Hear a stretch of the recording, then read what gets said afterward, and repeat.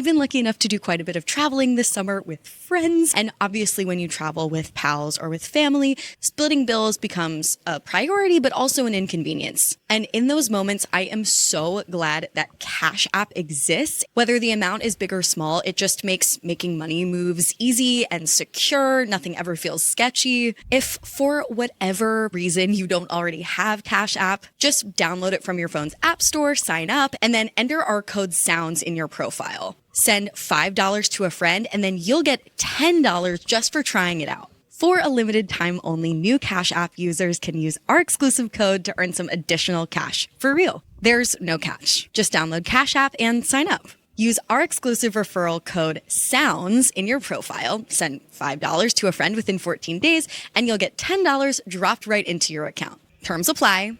That's money. That's Cash App. The views expressed on this episode, as with all episodes of Sounds Like a Cult, are solely host opinions and quoted allegations. The content here should not be taken as indisputable fact. This podcast is for entertainment purposes only. He sees people as props, and this is Trump does, of course, too. They have no respect for individual life. It's just, what can you do as a part of a population to be manipulated, exploited? And that's very typical of the way that dictators think. They have no respect for individual dignity. They end up creating situations of mass suffering, mass casualties. Oh my God, you're saying so many things that parallel some of the cult analysis that comes up frequently on this show. It's blowing my mind how Elon is able to separate himself in the eyes of pop culture from all of this mass death and still have people essentially groveling on his social media platform to be his buddy.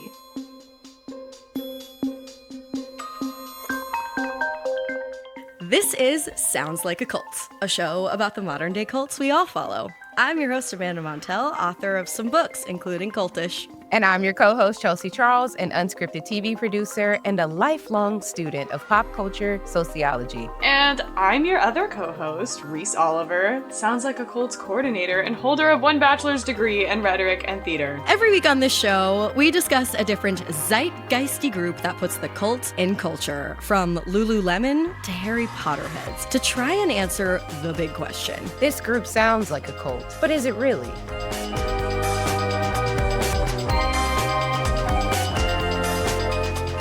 And if so, which of our cult categories does it fall into? A live your life, a watch your back, or a get the fuck out? After all, cultish influence falls along a continuum these days, and it does not always look the same. Some modern day cults seem like super fringy and very ritualistic, but are actually relatively harmless, like horse girls, love them, Jeep owners, alright.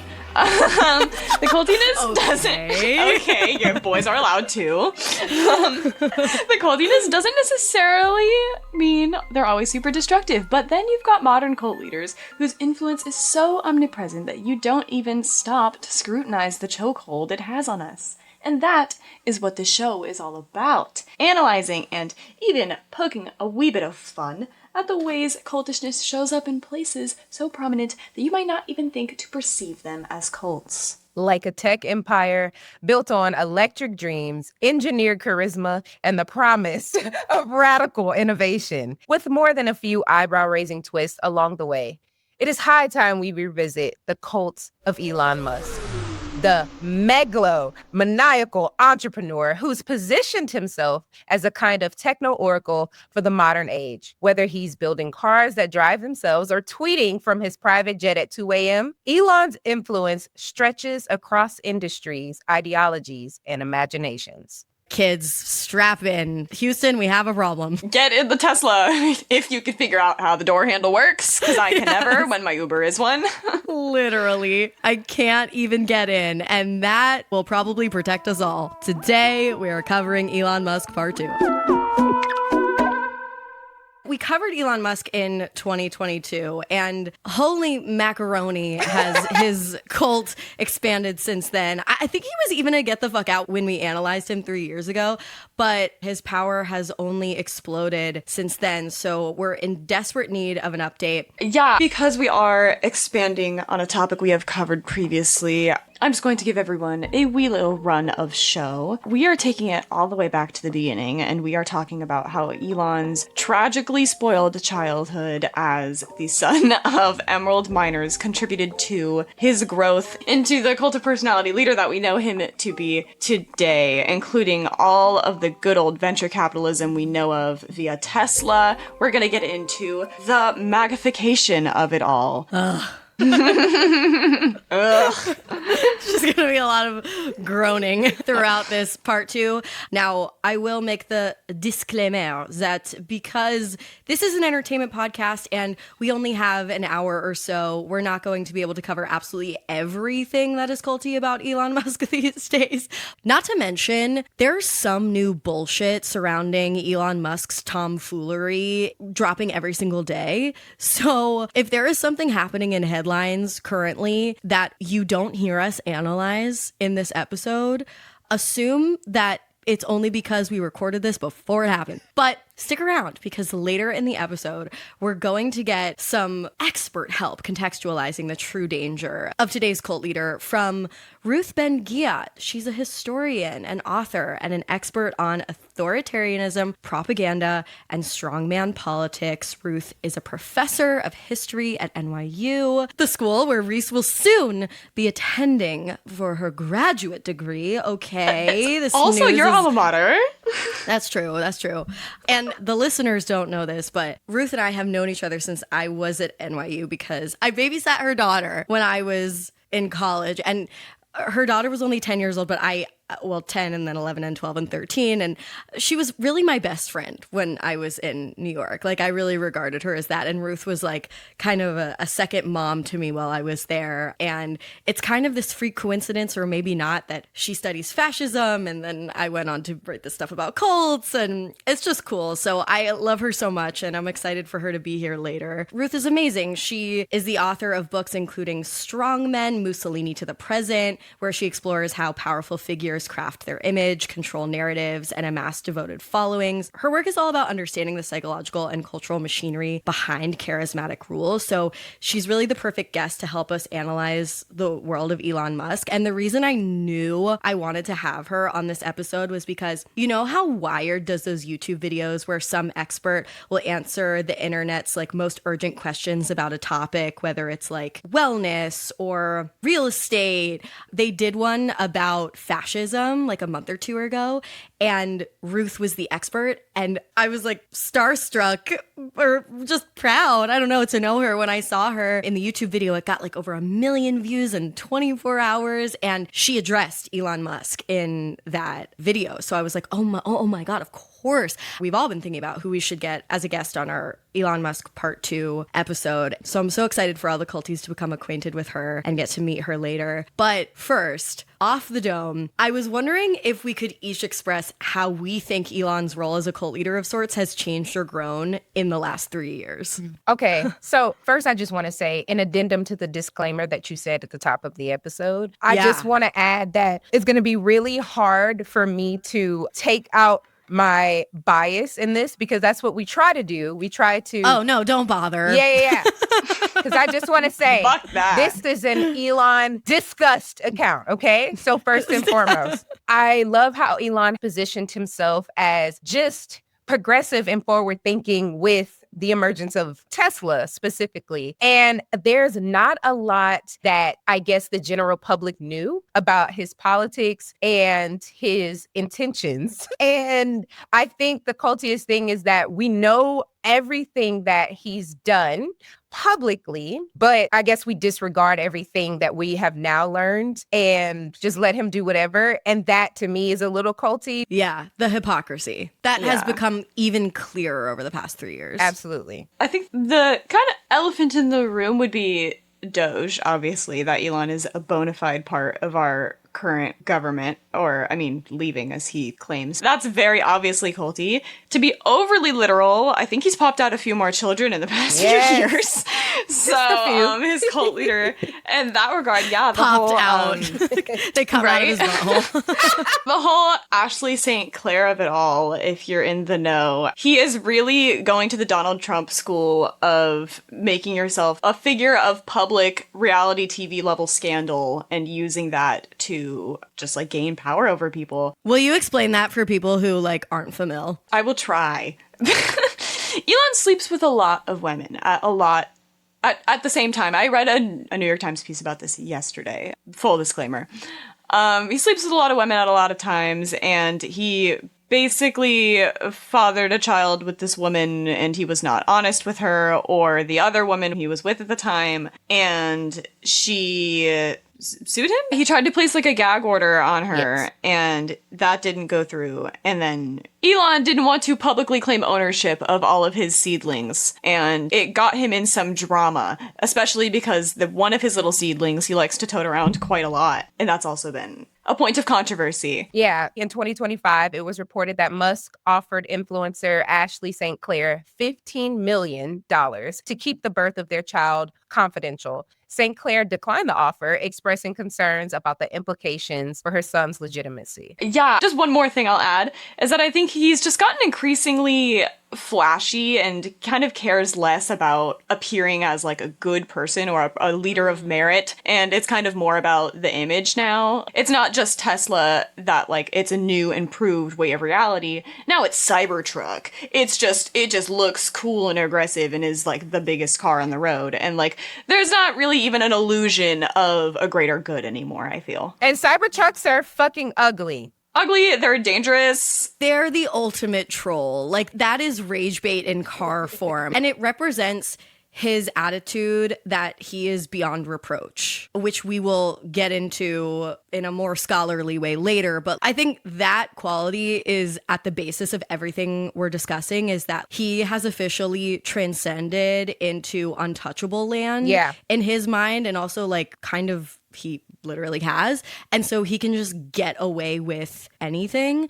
And I mean, there's so many things I could name, but one little thing I'll mention now that didn't come up in our episode 3 years ago was his increased drug use and how that has contributed to his chaos and mania. Increased drug use is seen in the escalation and downfall of a lot of cult leaders from history, including Jim Jones. But I definitely think that just the like increase in power matched with the lack of self-control has created one of the most terrifying cult leaders of our time in Elon Musk. Now, we have so much updated analysis we want to get into, but before we can go there, I do think it is important to revisit Elon Musk's origin story as a cult leader, because that lore and that seldom spoken of background explains so much. Yeah. So before Elon Musk became the Space Cowboy CEO, the walking Reddit thread, and the guy who thinks he's going to save humanity with memes and Mars rockets, he was just a kid growing up in apartheid era South Africa in a household that was, let's just say,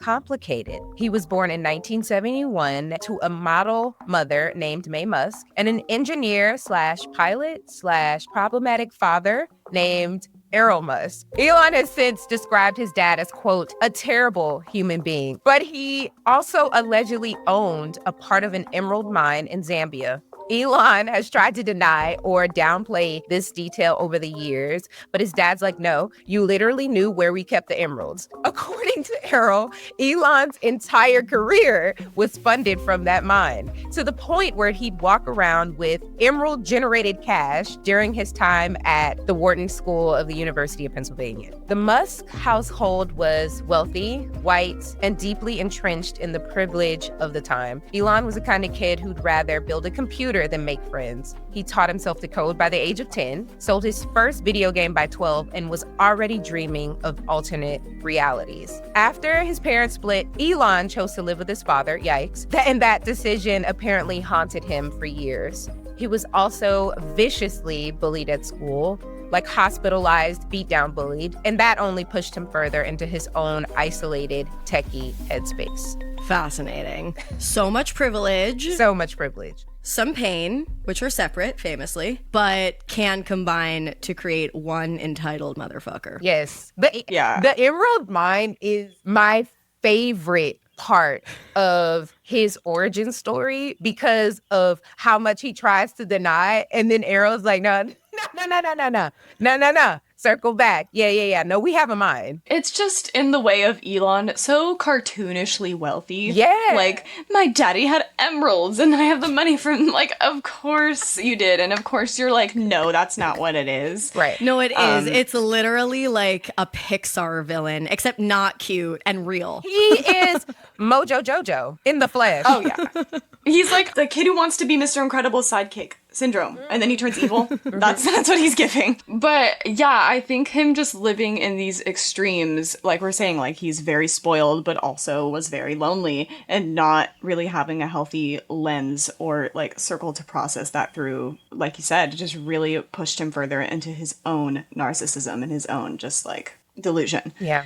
So, circling back to this whole emerald mine thing really speaks to the kind of socioeconomic head start that Elon Musk had, which at the time helped set the stage for him to launch all of his many, many companies like Tesla. The narrative surrounding Elon Musk's family's involvement in emerald mining is really complex and often debated, but during that period, miners often worked under really hazardous conditions, facing risks such as exposure to diseases like malaria and yellow fever, as well as potential accidents due to the lack of formal safety protocols. Elon Musk himself recounted that many of his colleagues suffered severe illnesses and even lost their lives during these ventures. Injuries and fatalities were not uncommon. I mean, to me, it sounds like he just became accustomed to dehumanizing and sacrificing human life from a very young age. Yep. I think we talk a lot about the issues with Gen Alpha being that they're so constantly overstimulated and that, like, the human condition essentially means nothing to them. And I think Elon kind of just experienced a very analog version of that. Maybe he's just trying to catch everyone up to speed. He does remind me of the skibbity toilet guy. Okay, so we talked about the emeralds, the origin myth, and the empire, but what about his inner circle? Because if there's one thing that often reveals the cultiest cracks about a leader's image, it's the family. And Elon's family dynamic is a lot. His father, Elon Musk, has his own controversial legacy from alleged abuse to fathering a child with his former stepdaughter. And I'm sorry, that's not alleged. That's not alleged. That is a thing. That is anti-alleged. That is confirmed. It's the kind of boundary blurring behavior that, while tabloidy on the surface, it also raises deeper questions about power, patriarchy, and what Elon may have learned or inherited from the environment that he grew up in. So first is Elon's relationship with his estranged daughter. Vivian Jenna Wilson, born in 2004 to Elon Musk and Justine Musk, publicly came out as transgender in 2020. In 2022, she legally changed her name and gender, expressing a desire to sever ties with her father. Vivian has been vocal about her estrangement, citing his lack of support during her transition and his public statements on transgender issues as contributing factors. Here's an interesting fact that the public seems to choose to not see. Elon Musk has fathered at least 14 children with multiple partners. We will get into an analysis of his seed spreading later, because at first blush, it just seems like gross and icky boy, fuck boy vibes. Yeah. But it's actually cult leader-esque in a very sinister way. And we will get into that with Ruth. I've been lucky enough to do quite a bit of traveling this summer with friends. It's been so much fun. And obviously when you travel with pals or with family, splitting bills becomes a priority, but also an inconvenience. And in those moments, I am so glad that Cash App exists, and I'm jazzed that they're sponsoring this podcast. I have been a Cash App user for years. I don't just use it with my friends. I've even paid my therapist over Cash App. Whether the amount is big or small, it just makes making money moves easy and secure. Nothing ever feels sketchy. With Cash App, I never think twice before I hit send. Cash App is also kind of like your own personal bodyguard for your money. So if they detect a transaction that seems a little sus, they'll send you a warning so that you can be extra careful. If for whatever wild reason you don't already have Cash App, just download it from your phone's app store, sign up, and then enter our code SOUNDS in your profile. Send $5 to a friend, and then you'll get $10 just for trying it out. For a limited time only, new Cash App users can use our exclusive code to earn some additional cash. For real. There's no catch. Just download Cash App and sign up. Use our exclusive referral code SOUNDS in your profile, send $5 to a friend within 14 days, and you'll get $10 dropped right into your account. Terms apply. That's money. That's Cash App. Okay, so getting a little further along into Elon Musk's comeuppance as a cult leader of sorts. Obviously, most of the public got to know him as a business leader, a cult followed figure in that capacity. But there's so much deception and steamrolling throughout his entire story. One thing that a lot of us fail to look at squarely in the face is that Elon Musk didn't actually found Tesla. He positions himself as this transcendent genius, this like prescient, forward-thinking innovator. But the company was started actually in 2003 by two engineers named Martin Eberhard and Mark Tarpenning. They had the idea, the early tech, and the name. Musk didn't come around until 2004, bought his way to the top of the organization hierarchy, and eventually the origin story got rewritten, which is a trajectory that I think a lot of us take for granted. So over time, Elon went from major investor to CEO to full-blown prophet of the electric revolution. In that, Tesla became less about the cars and more about the mission, a mission to save the planet and look cool doing it. And like any good cultish system, there was hierarchy, belief, and a whole lot of branding. And Elon was annoying even then. Like, I remember in our part 1 episode, we would talk about these like Elon apologists, these Elon bros who you like could never get into a conversation with because they would just shut you down. They would steamroll you the way that he does. And that alone felt cultish and frustrating. But now, Elon Musk, due to his association with MAGA and Trump and his new like political persona, he has violated so much of the mission that he claimed to stand for with Tesla. But one thing that's always been true of Tesla and could have been a red flag from the start is that their marketing never focused on accessibility, which you think would be a fit if your ultimate mission is to save the world. It focused always on sleekness, status, and belonging to something smarter than the rest of the world. Owning a Tesla wasn't just about owning a car. It was about being a part of a movement. And Elon wasn't just the face of that movement, he became its belief system. For me, Elon is textbook charismatic leader. Truly. So in the October 2024 Fortune article titled Tesla, Musk, and the Cult of Personality, Diane Brady and Joey Abrams delve into how Elon Musk's personality brand has become deeply intertwined with Tesla's identity. It notes that while Musk's charisma has attracted a devoted following, the quote, cult of personality may distract from the company's core mission and operations. So I wanted to throw this to you both. If the company's entire brand starts to revolve around the quirks and charisma of its leader, like we're seeing with Elon and Tesla, at what point does that start to feel less like leadership and more like idolatry? And do you think that kind of cult personality actually helps or hurts the mission in the long run? This reminds me a lot of like influencer brands, and I feel like a lot of the time this works in reverse, where it's like, you know, you have these essentially a lot of the time teenagers, especially in like the Wild West age, like the late 20 teens of like YouTube and all of that, trying to coordinate how to essentially drop ship and mass produce all of these t-shirts for their fans who they genuinely love, but like they were running scams. Yeah. Like Tana Mojo's had at least 15 just herself. Allegedly. So I think that like as powerful a tool as it is to have a celebrity face of a brand, I do think that the brand needs to have some kind of identity separate from a leader. And if it can't function without it, that it probably isn't a very sustainable company in terms of product quality or having like an honest and healthy dynamic with their customers. Well, the crazy thing is that like Elon Musk was not a celebrity. He put so much effort into becoming one. Right. As did like his whole dynasty. We'll talk about his mother, Mae Musk, a little bit later. But like creepy ass fun fact, When I was a beauty editor, I was once assigned to interview Mae Musk about her beauty routine.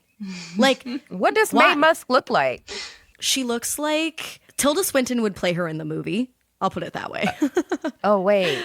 Oh, she's beautiful. Right. Amanda, Gillian Anderson would play her in the movie. Oh, you're right. Sorry. Gillian Anderson would play her in the movie. Culties, sound off in the comments if you think Gillian Anderson or Tilda Swinton would play Mae Musk in a movie about Elon Musk's life. I'm kind of see something. But like, regardless of how pretty she is, what is the intention behind getting beauty magazines to interview a business leader's mom about her skincare and her makeup? It's to create a celebrity halo around this entire family. Like, they wanted to Kris be Jenner's famous. impact. Yeah. Yes. No, honestly, like, legit. Like, it was not enough to just have Elon Musk be a business leader. The whole family had to become worship-worthy public figures and now politicians. Like, they wanted world domination, all of them.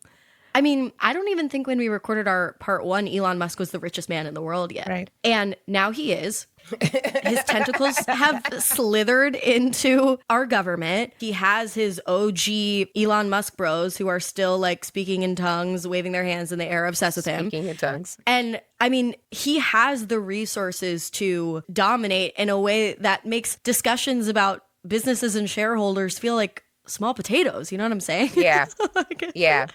It was interesting seeing the transition though, right? Because it's from business owner that we don't actually really know, and to then he started aligning himself with, you know, famous people. And so when you appeal to pop culture first and then the pipeline to the government, I totally understand exactly what you're saying. Like, I can remember seeing him doing like hangouts with Kanye West, and it's just so, he was very intentional. I'll say that. And smoking a joint with Joe Rogan. Exactly. And then he took over media by buying Twitter. Exactly. And everybody just thought it was a bit. I did. I'm not going to lie. Yeah. Well, in the way that at first Donald Trump running for president was supposed to be a bit. Okay, so that tension between leadership and idolatry is exactly what writer Quincy DeVries digs into in her essay in The Cult of Personality of Elon Musk, because it's not just about what Elon does, it's about how people respond to it and the mental gymnastics required to keep believing in the myth, even when the cracks start to show. DeVries notes that Musk's followers engage in doublethink. She points out that platforms like Twitter serves as echo chambers, reinforcing his status, further entrenching his position as a tech messiah. Oh, that's such an important point. Okay, so enough of our introductory expositional yapping. It is high time to get into our interview with the one and only, the woman who employed me when I was 18 years old and had absolutely zero qualifications to watch a child, authoritarian expert, Ruth Ben-Ghiat.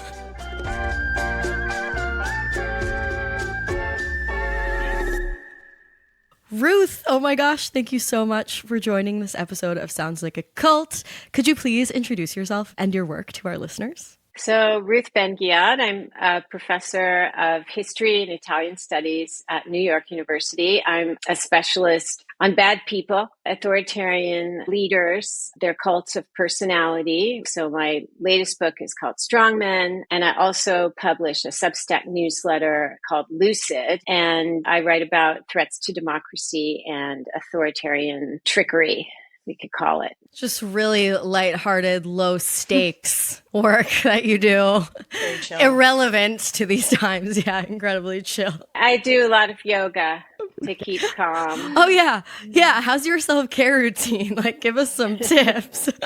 Yoga and balancing exercises and the usual, spending time with friends, limiting news. But also one of my fields is resistance against these bad people. And so I'm actually an optimist by nature, and that helps me as well. So am I, Ruth. I think, well, do you two, Reese and Chelsea, you two seem pretty optimistic. Well, I don't know about Reese. She can get a little cynical. I still think I would consider myself an optimist. Yes, I think so. That's true. Yeah. And I think what I've always tried to do with my work and when I go on TV or podcast, whatever, is I speak bluntly because I feel people deserve to know what is going on without sugarcoating it. But I also am hopeful for the long term, including in America. And I make that clear that there are things we can do. We're not powerless. So getting that balance between informing people of things that are bleak and the way these people think, it's very bleak, but there are things that are positive that we can draw from the past and also the present, and that's very hopeful. So yeah, I think it's important to focus on hope and optimism too. That is such a grounding sentiment. Thank you for expressing that. Chelsea, do you think of yourself as an optimist? I think I'm pretty optimistic. However, it's hard to stay. It's hard to stay that way, honey, with this climate. So speaking of the climate, Ruth, what are some qualities that fascist government authority figures and cult leaders have in common from your perspective? And do you perceive any of those qualities in Elon Musk? Yeah. So one of them is that the leader has to be the man of the people. And this is whether they're left wing or right wing. It doesn't matter. But they also have to be the man above all other men. So the man who is somehow touched by, in many cases, it's divine mission. So Trump has people saying you're there by the will of God, or that they are geniuses. And this is the case with Elon Musk, is supposed to be a genius and innovator. So the man of the people, relatable, communicates clearly, but the man who is special. And the ideal is that they're untouchable by the law. And another thing that is over a century is that they're there to save the nation or save civilization. And this is, of course, a big thing with right-wing authoritarianism, that you're going to save white Christian civilization from immigrants, from gay people, and it's really the usual suspects. The people who they go after doesn't actually change over a century. So Elon Musk, with his South African racism, up to, apartheid, and his obsession with population engineering. I wrote a couple of things for Lucid on the way they think long term. That's because they are the visionaries. And on that basis, people accord them a kind of cult status. So that's super interesting. And you said something about his background and growing up in South Africa and apartheid. How do you think that upbringing may have shaped his worldview around power, control, and entitlement? And does his backstory remind you of any other fascist leaders in history? I think in his case, growing up with apartheid and then living through a period where apartheid was challenged and dismantled, gave him, and I guess his family, because what we know of his parents, I think his father and grandfather were sympathizers of fascism in different ways. And there's this whole transnational fascism that is still around after Mussolini and Hitler are gone. And so I think that this idea that whites are the victims, which we're literally seeing in our country now. That's a basic foundation of MAGA. And indeed, they're letting white South Africans come as refugees because they're persecuted. So it's white Christians are persecuted. I think that living through that, the empowerment of apartheid and then seeing it dismantled, and so all of a sudden it's not good and they're the victims. I think that profoundly shaped him and others who he circulates with and circulates their ideas. And this victimhood thing is actually part of every fascist leader, that they have to be the victims. In the 1920s, when Hitler was trying to get to power and he was being banned in individual German states for his hate speech, the Nazi Party literally made posters. I have a picture of one of them in my book, Strongmen, of Hitler with his mouth taped shut, like he was a victim of cancel culture. And the caption of the poster was like, of all the people in Germany, I'm the only one who can't speak. And so this victimhood thing helps them get to power and then stay there. And of course, ultimately, what these people want is to be the only one who can decide who gets to speak. So Musk, he's not a politician per se, but his trajectory in wanting to buy a social media platform so he can control speech in that world is similar. Oh my God, you're saying so many things that parallel some of the cult analysis that comes up frequently on this show. I hadn't thought about Elon Musk's extreme forethought. He appears to have access to this incredible future thinking that makes him seem above everyone else. That is so clear in, Marshall Applewhite and like all these cult leaders from history. And I hadn't necessarily thought of that. Yeah, the idea of utopia. Think about the Nazis where they were going to racially engineer a utopia. And that's very important with fascism and also communism. There you have revolutions, but fascism was a revolution. And you hold out the idea of a kind of perfect nation. I literally have a chapter in Strongman called A Greater Nation. And so Trump, who came up starting 2016 saying America was a piece of garbage and he was going to make America great again. It's that same stuff that they do. And then for people like Musk, it's that they have these futuristic products. And there's a real strain of like technofascism that starts with fascism. So this is old stuff. And a lot of what Musk personally does and the way he's received goes all the way back to fascism. Wow. So he's using the same blueprint. And it also reminds me of an episode that we just did about Mark Zuckerberg and the parallels there of establishing exactly what you're saying in this new age, a utopia. Super interesting. And the chip on his shoulder, that self-victimhood is so evident in so many of these weak, ultimately weak white male.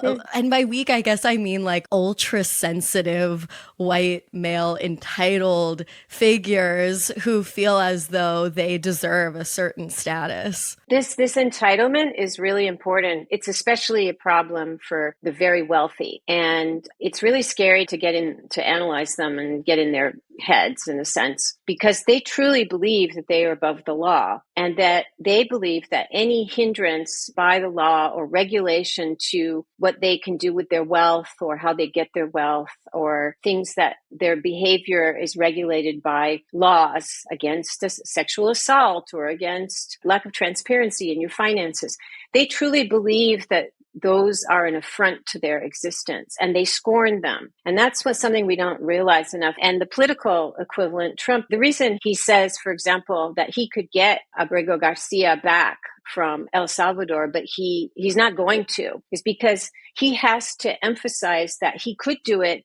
But for him, that would be a sign of weakness because he would be obeying international and domestic laws. And he's above the law. So he could do it, but he's just not going to do it because he can refuse. So this scorn for any kind of regulations or hindrances on their behavior, their business's behavior, that's part of this feeling omnipotent, feeling all powerful. And that is part of the cult mentality, right? The cult leader. Totally. Ruth is dropping some bars. Always.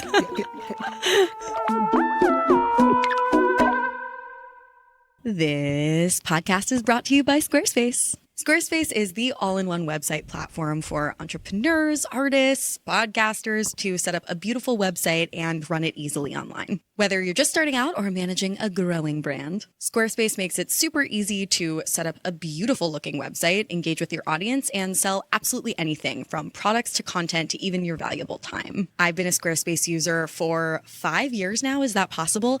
And I've literally never had an easier time updating my website, soundslikeacult.com, check it out, with new sections or buttons. When I launched merch, I slapped a merch button on there. Whenever we have live shows, you can always find the ticket link there. Whether you want to do something really simple or a little bit more complex with your website, Squarespace has the tools for you, including Design Intelligence, which combines 2 decades of industry-leading design expertise with cutting-edge AI technology to help you create the design of your dreams. Squarespace Payments also makes transacting on your website really easy. You can even set up a fundraiser on a Squarespace website where you can collect charitable donations all in one unified central hub. I am a Squarespace user. I highly recommend that if you have website needs, you become one too. Just head to squarespace.com for a free trial. And when you're ready to launch, go to squarespace.com/cult to save 10% on your first purchase of a website or domain.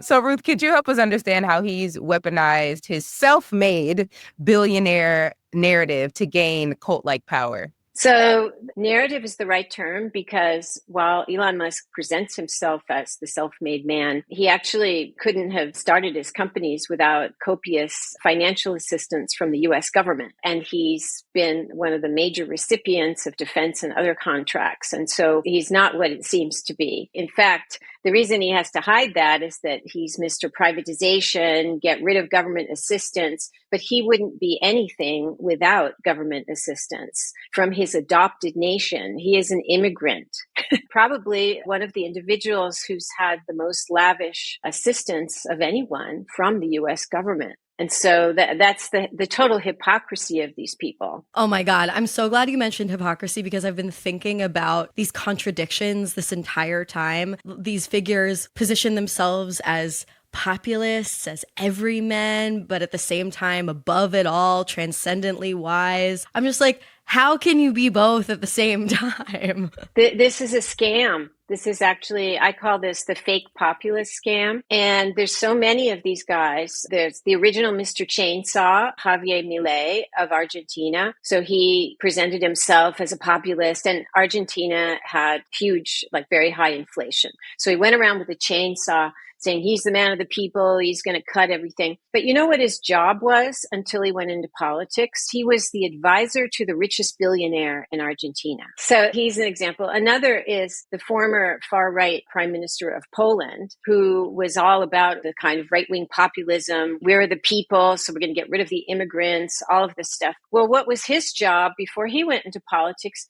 He's an international banker who represented Santander and other banks in Poland. So these people are the globalist elite, and yet they pose over and over again. And Trump, nobody's more of a globalist than Trump. He licensed his name all over the world. That was one of the basis of Trump's business. And so these people pose as nationalists and patriots and populists, but they're actually beholden to a kind of completely global way of life. So that's a basic scam of populism as I see it. Oh my God. I just have to slide in there with a quick psychological question. So Ruth's daughter, who I babysat in college, not really babysat. I feel like we babysat each other.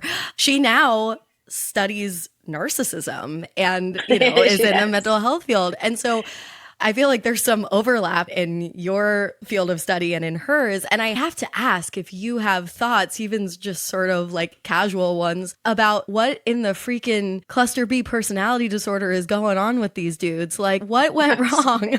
It's so bad. Now, and the spectacle of Musk, with his drug use and his impulsive behavior. So Musk we can get into this. It's like a soft coup where he was the poor little rich boy. He had everything. He was the richest man in the world. He had his own Twitter, now X, but he didn't have a way to infiltrate a sovereign nation and take it over. And Trump was the venal and corrupt enough person to give him a way in exchange for the huge donations to his campaign. So Doge was created as a way for Musk to infiltrate a superpower's government and take it over. And you should not believe that he's really stepping back, as everybody seems to say, because all the narrative's been like, oh, he failed. He didn't find that much fraud. It's actually, why was he there in the first place? Yep. We didn't elect him, and his people are still there. So this is all a preamble. It's important. There's only one guy on the cover of Strongmen because that's the whole point, is like the all-powerful dude. We've had two guys speaking in the Oval Office and two guys meeting with heads of state, foreign heads of state. So this is getting around to Musk's psychological, I don't know what to say about it. He met with Modi and they were on presidential property, and there were the two flags of India and the US, as though he were a head of state of the United States of America. And it was in Blair House, the presidential guest house.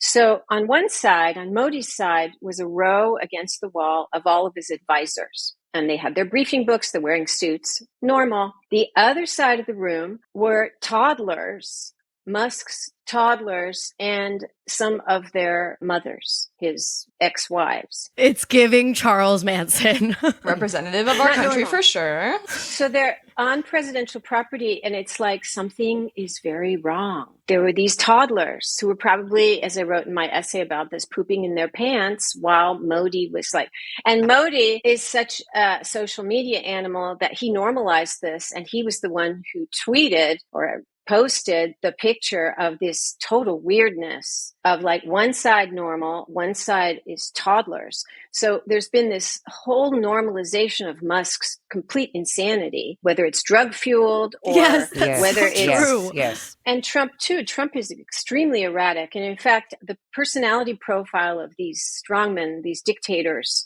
they are extremely impulsive. And all of the narratives that their propaganda machines give us about how efficient they are and they're in control and they're the strong man and their self-mastery, it's all BS. Because behind the scenes, it's a you-know-what show. It's constant hirings and firings. A lot of them have drug addictions or sex addictions, and they're the opposite of possessing self-mastery. And so the Trump-Musk kind of power sharing agreement, as that's how I'm analyzing it, is two very, very unstable people who are at the helm of a superpower. And that should frighten everybody. And I wish that the media was not normalizing, with few exceptions, like Wired and Rolling Stone. And there's been a huge normalization of this very frightening situation of these two people. To quote a journalist who studied Idi Amin, he went and interviewed Idi Amin, the dictator of Uganda, and he said he was both sane and insane. And that kind of sums it up.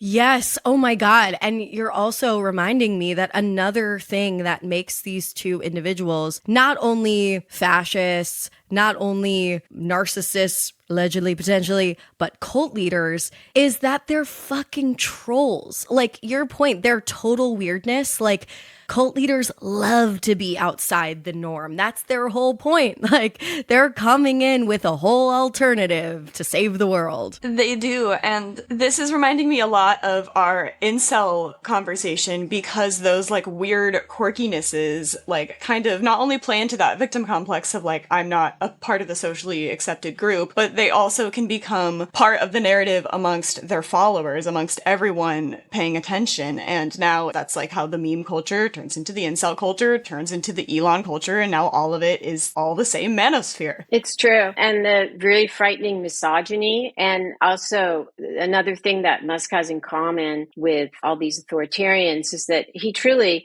because he thinks in the aggregate about like racialized population engineering and stuff, and about the future and colonizing Mars and occupying, etc., he sees people as props. And this is Trump does, of course, too. They have no respect for individual life.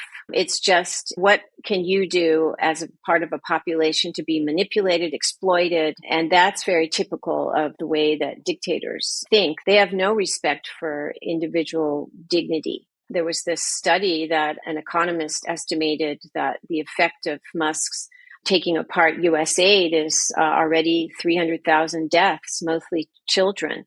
So, when this is all over, because again, his people are still in government, they're still doing this as we speak. Are we going to have to talk about crimes against humanity? I know this is like super bleak, but that's also what cult leaders do. They end up creating situations of mass suffering, mass casualties sometimes. Amanda, you know this better than me. Yeah, if they have the resources and don't get arraigned prior to that, yeah. It's blowing my mind how Elon is able to separate himself in the eyes of pop culture from all of this mass death and still have people essentially groveling on his social media platform to be his buddy. To pick your brain a little bit more about that, how would you characterize Elon's relationship to his diehard fans and followers? And we've touched on a few of them, but what other techniques from the authoritarian playbook has Elon used to create his cult following? He has this reward and punishment structure, which is all played out publicly because he's a creature of social media, not only, but a creature. Good word for him. Yeah, a creation. And he rewards loyalty, including on his platform. He will elevate unknown incels and extremists by posting them and featuring them. And then, of course, he's constantly threatening people on social media, as is his mother. After the Nazi salute episode, when his people in the media were talking about his Nazi salute, his charming mother went on X and said in a post, hey, Elon, you should sue these people who are saying you made a Nazi salute. And he responded, and it's all playing out in public. Yeah, that's a great idea, something like that. To my knowledge, they didn't actually follow through, but what a warm and, again, very normal mother-son relationship dynamic to be tweeting in this way. Yes, if we were psychologists of family dynamics, that would be a very interesting episode. I did a post. I said it's not only a Nazi salute, it was a Nazi salute done in a very forceful and enthusiastic manner. Yes. And I think it got 10 million views. Before I deleted it, so that his mother didn't come after me and because being sued by the richest man in the world is not in my ideal. That's not on your bucket list. Of situations. Yeah. No. Yeah. But all of this is entertainment, to go to your question, for his diehard followers. He's owning the libs, he's owning the Marxists, and he plays into that. And it's very destructive, it's very chaotic, but that's part of the manosphere. The idea that he can do anything he wants, and he's got this fiefdom, and now he's got the whole US government. Doge is in over 30 government agencies. I'm obsessed with this at the moment, as you see. And it's just not reported. There's a guy who is a crony of his, who's a billionaire, Antonio Gracias. He is literally a billionaire, and he's working inside Social Security as a Doge staffer. That's how his title was given. Why is a billionaire working inside just as a regular civil servant? There's all kinds of stuff going on that is lawless, in my opinion, and has been normalized. And this, to go back to the psychology of these people, the more they get away with, is certainly true of Trump and January 6th, the more they get away with, the more they feel empowered and they become more dangerous. Of course. What incentive would they have to scale back or modify their behavior? Yeah, of course. Well, it seems obviously the crazy apple did not fall far from the crazy tree in terms of Elon and his mother, to put it bluntly. But Elon has a lot of apples. I know. I was like, Elon has so many seeds. So many.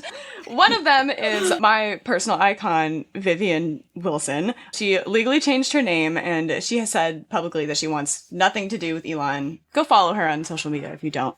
What do you think that complete split says about their dynamic, his dynamic with all of his children, etc.? And does it remind you at all of how people in a cult leader's inner circle who might challenge them end up deflecting from their high control system? Yeah, the kind of family wreckage of authoritarian leaders is really telling. Like Mussolini had his son-in-law executed, and there are others who just, it's a shit show. And one of the reasons is they often include family members in the inner circle. And then if they betray them in any way, they lash out at them. But Musk, it's very sad that this came to be. And of course, his daughter is going to, have that reaction. And it's just his inability to see the humanity and individual dignity of even his children, because they have to be props. That's why they're in the meeting with Modi. That's why they're in the Oval Office. And just from yesterday, I saw a news story that Elon Musk had a black eye. And I saw a story where he said that he told his son, X, who is a toddler, to hit him. I don't know whether this is verified, but the kind of messed upness that you disown some of your children, you use others as props, it's really a sign of a kind of damaged person, damaged in the same way as a lot of the leaders I study. And to that point, what we keep talking about, I think it's so ironic that on a surface level, Musk positions himself as this forward-thinking, all things free speech and supposed to be good. And your child doesn't talk to you because you don't accept them. And your mom is attacking people for expressing how your behavior, you know what I'm saying? It's just so ironic. It comes back to those contradictions. And because there's such a chaotic shitstorm, no one has any time to gather their thoughts and pick apart each individual one, which I think is part of the strategy, if you can even call it that. Although, Ruth, I did learn from you that a lot of these cult followed figures are in fact not genius masterminds, but ultimately opportunists alone. But in terms of the propification of family members. So many cult leaders from history come to mind for me, including Jim Jones, who his public position was very different from Musk's, but he was an integrationist pastor and he had relationships with Angela Davis and the Black Panthers and like seemingly all the right groups for a political progressive at the time that he was politicking in the 60s. But he had this large family of adopted children of all different races that was known as the Rainbow Family. And he used them as sort of poster children to show that he was walking the walk. And then, of course, he exacted violence on no population more than Black women. And so like it's just the heartbreak and hypocrisy and violence of that is something that I think can be seen in a lot of different cult leaders' personal families. Yeah, it's really sad. Somebody who was testing out a lot of the things for Trump was Ron DeSantis in Florida, and he uses children as props. He's been doing that for years. And so again, it's this just disrespect of the individual humanity and dignity of people. And that's how you get to Jody Ernst, a GOP politician, saying the other day when people were saying, you know, people are going to die because of these cuts to health insurance, et cetera. And she said, well, we're all going to die someday anyway, something like that. That is a thought-terminating cliche. So like fatalistic and irrelevant. Okay, Ruth, we want to get to a bit of a lightning round. I am going to challenge and invite you to answer the following questions sourced from our listeners on Instagram. That sounds like a cult pod. As quickly as you can. So the first lightning round question from a listener is Elon's breeder kink directly connected to the bend toward fascism? Yes, it's the idea of that your genes are superior, that there are superior genes that some people have, and there's a duty to spread those genes as widely as possible throughout not just the world, but the universe, Mars as well. Manifest destiny, baby. Next question. Was his belief system always this way, or did money and fame turn him into this person? I think from his family culture and upbringing, he had these beliefs. And then obviously money and fame at the level he has them made him feel invincible. And then he became much more right-wing and decided to cast his lot in that direction. Beautiful. How did Elon so effectively, not beautiful, how did Elon so effectively influence the young, straight, white male demographic? I think by being very successful, having a vision. I mean, you know, Tesla, a lot of people love Teslas. A lot of people think SpaceX is cool. So he had products that were different and thought to be superior. And that's where he was for a long time. And then he turned political. And so he got a much wider audience, but based on this idea that he was a visionary genius. You know what he reminds me of? He reminds me of this little, like, everybody had in their elementary school, like a little snot-nosed bully on the playground who's like, look at my Hot Wheels. And no one likes that kid, but they're like, okay, yeah, your Hot Wheels are cool. And then that kid is like, I'm going to run for class president. You know, like, and it's like, no one likes you. Yeah, no one likes you. And Elon has many Hot Wheels, and his children and his wives become more Hot Wheels. And that's why I said before, he had everything, but he didn't have a way to own the government of a big country. And he met his match with Trump because most leaders wouldn't allow somebody to infiltrate their government. But Trump has no bottom morally. He doesn't care. He's totally transactional. So that's been a partnership made in heaven, or probably made in hell for almost everybody who's not a billionaire. Yeah. Ruth, why do you think Elon decided to dabble in politics? Like, what was the real point? More power, more influence. He wasn't content with just being a tech and defense industry and communications billionaire and mover and shaker, because I believe of his racist and kind of population engineering ambitions. He realized that he needed to get hold of a nation's power. Isn't he tired? This is what I don't understand about politicians. Like, literally, like, I'm tired. Well, that's what the drugs are for. And, Hitler was on drugs. Gaddafi was a major drug addict. Yes. And others, too. Not all of them. Like Francisco Franco didn't use drugs, to my knowledge. But a lot of them get hyped up in the ways Amanda has been describing, all powerful, and then they become artificially stimulated to keep up the pace of living up to their own genius cult. Oh my God. They're like personality steroids in the bikini competition of Hades.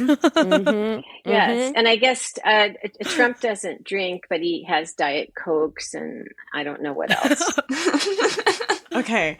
Is Elon actually in charge as he seems, or is there a bigger puppet master? Grimes? I wish. Right? The way I'm seeing it, and I wrote a piece February 2nd, so like less than 2 weeks after the inauguration, called A New Kind of Coup. And I think that Trump and Musk made a power sharing agreement because Elon Musk didn't come with tanks and guns to get inside the US government with Doge. He was let in. He was given the codes. He was given the keys. So that's how they did it. And in return, he was funding Trump. And we don't know the full extent of the quid pro quo, but that's how he got in there. Next question. Could we have stopped him? I mean, like 10 years ago, he was an indie folk hero meme. That's a hard one because would we want to stop him before making Teslas or SpaceX? Right. Maybe not. And then he decides with the Saudis and also with the former owner of Twitter, Jack, to buy Twitter. He's not the only owner, right? It's a multinational. There are some sanctioned Russian oligarchs also in the mix. So should we have stopped him doing that? Possibly, but we don't have anti-monopoly laws and we don't have policing or regulation of social media adequately, right? But that was a warning sign. That coincided with him becoming much more political. How long ago did you see the red flags when everyone thought he was just a tech bro? I didn't honestly pay too much attention to him. However, in the fall of 2022, I was visiting my father, who was over 90 and in a foreign country, and I had some time on my hands. And Elon Musk was in the news because he was deciding something to do with Starlink in Ukraine, and he was in the news. And he tweeted something that was very pompous, like he was saving the world. And it irritated me. And because I had time on my hands and I understand the psychology of these people, I said to myself, I'm going to write a tweet that is designed to irritate someone of this authoritarian personality. So I said, the faux selflessness of Musk is one of the grossest things about him. And then I went to sleep. And when I woke up, he had answered. He didn't follow me. He already had, I don't know, like probably 100 million followers. So a little news cycle ensued where some tech blogs said, noted historian comes into the crosshairs of Elon. But I thought, no, he fell into my trap. Okay. Exactly. Don't get it twisted. I wrote a post designed to annoy him if he had that authoritarian personality.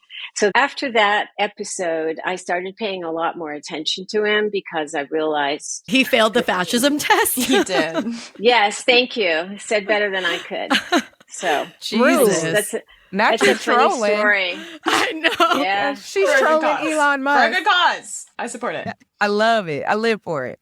Elon is playing checkers and Ruth is playing chess.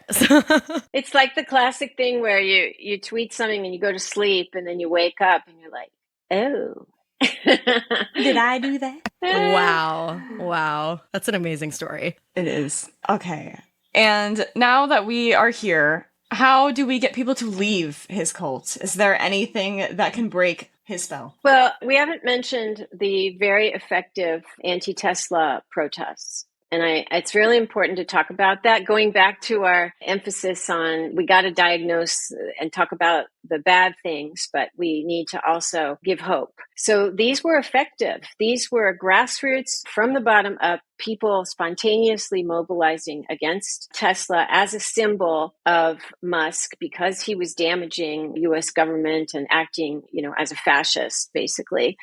And they had an effect, and they go into the category of economic boycotts also. So they were both a grassroots protest to draw attention on the street via the media and social media to abuses of power being perpetrated by Musk with Trump's approval, and a way to hit him economically. And there's a lot of, I think, young people in Myanmar and Turkey, there's a new interest in economic boycotts. And so I was really following this closely.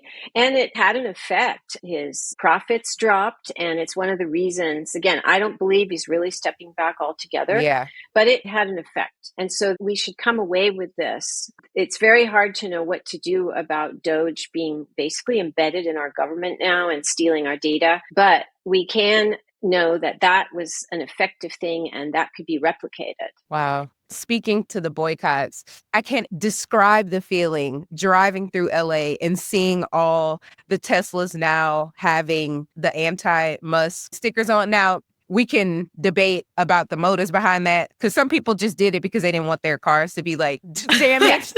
Yeah. But even that message, sending that message that prior to having all this knowledge that now you do, it's like, it's so special. It is. And we really have to keep talking about it, because if you study the history of resistance, it combined grassroots, spontaneous coming together with signs, and then they become memes on social media with economic tools of resistance. And it was effective. This is such an interesting cult because Elon had his cult of personality and his diehards prior to his embedding in our government. And that was very powerful and compelling for a segment of society. But now that he's gained so much political sway, he could infiltrate mainstream psyches and in a way recruit everyday people into thinking like, oh, he's at least not that bad. And I think that is the part that scares me the most, because that is the part that feels preventable. And that is the part that,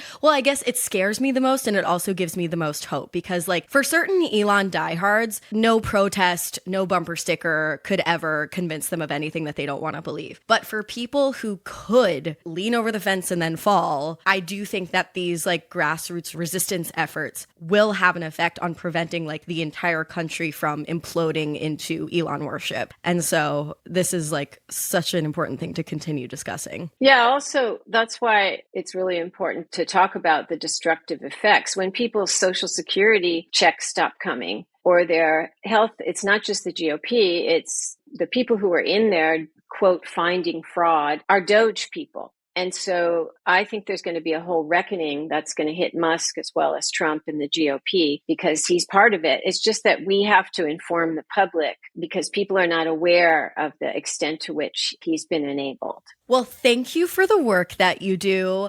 I'm going to adopt some balancing exercises per your self-care routine. I know that. If people want to keep up with you and your work, where's the best place to do that? It's at Ruth Ben-Ghiat, all together without a hyphen, on Instagram. And I'm on X, but maybe I don't recommend that after all we've said. My Substack, which is where I do a lot of like my thinking about these things, including all my writings about Musk, is lucid.substack.com. And I do weekly Q&As and also do Substack lives and stuff. And then I have a website under my name where you can find my interviews and writings and stuff like that. Amazing. Yeah. Thank you so much.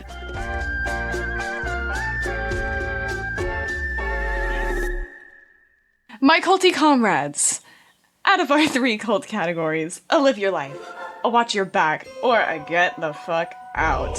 Are y'all hopping on that rocket to Mars? What's the vibe? What is the cult of Elon Musk? Wait.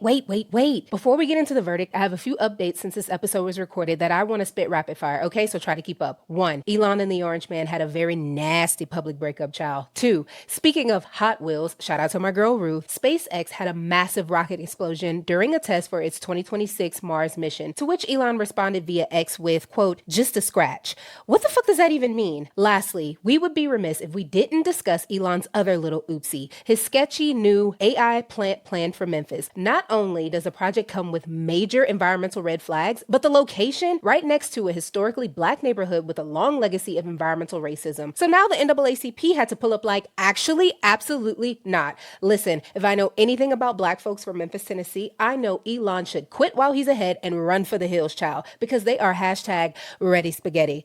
Okay, back to our verdict. You already know the answer to that, Reese. It is We do. a resounding. Should we say it on the count of three? Let's say it on the count of three. 1, 2, 3. Get the fuck out. respectfully. Not respectfully. Get out. No, not Disrespectfully. Disrespectfully. Hate him. Disdainfully, Hashtag. scornfully, spitefully. I am so sad that Elon Musk exists. Yep. It's like the greatest conspiracy of our time, IMHO. I really, really hope that people will take Ruth's insights seriously. She's like our authoritarianism Nostradamus, just like defect. Should we go to an anti-Elon protest together? That would be a cute Slack activity. Selectivity? Cute. Okay, portmanteau, I see you. Well, that was an obvious verdict. Love that for us. That is our show. Thanks so much for listening. Make sure to tune in for a new episode next week. But in the meantime, stay culty. But not too culty.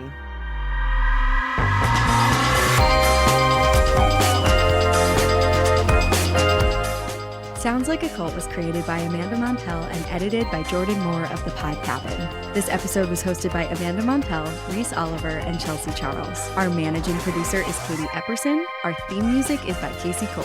If you enjoyed the show, we'd really appreciate it if you could leave it 5 stars on Spotify or Apple Podcasts. It really helps the show a lot. And if you like this podcast, feel free to check out my book, Cultish, The Language of Fanaticism, which inspired the show. You might also enjoy my other books, The Age of Magical Overthinking, Notes on Modern Irrationality, and Word Slut, A Feminist Guide to Taking Back the English Language. Thanks as well to our network Studio 71. And be sure to follow the Sounds Like a Cult cult on Instagram for all the discourse at Sounds Like a Cult Pod, or support us on Patreon to listen to the show ad-free at patreon.com/soundslikeacult.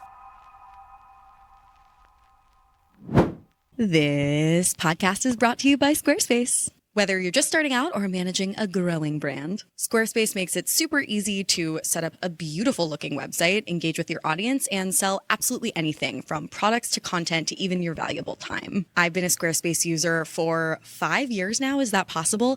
And I've literally never had an easier time updating soundslikeacult.com. Check it out. Squarespace has the tools for you, including Design Intelligence, which combines 2 decades of industry-leading design expertise with cutting-edge AI technology. Squarespace Payments also makes transacting on your website really easy. You can even set up a fundraiser on a Squarespace website where you can collect charitable donations all in one unified central hub. Just head to squarespace.com for a free trial. And when you're ready to launch, go to squarespace.com/cult to save 10% on your first purchase of a website or domain.